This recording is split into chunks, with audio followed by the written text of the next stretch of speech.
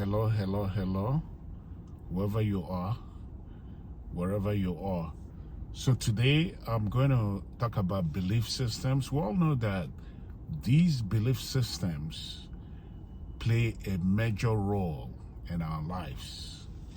And in the Igbo culture, one of the ways our belief system is built on is through what they call proverbs or inu in Anambra State dialect. So there's an inu or a proverb which goes by ejiri ọnụ etinye azụ n'ofe, which means you cannot put fish in the soup with your mouth. You can't just talk, you can't talk a fish into your soup. It's a proverb that suggests that you can't just use your mouth to create fish. Like, you have to buy the fish or go and catch the fish, something like that. So that's how most people understand it.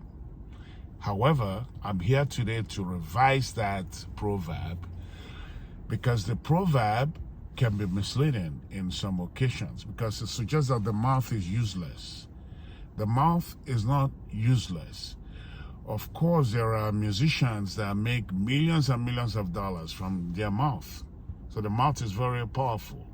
Salesmen also make plenty of money with their mouth. And politicians as well. So the mouth can actually put fish in your soup, and if you don't know it now. So that proverb, you don't want to understand it concretely. You just have to understand it simply. But let it not confuse you. The mouth is very, very powerful. And if you look at Trump, every day he's saying something.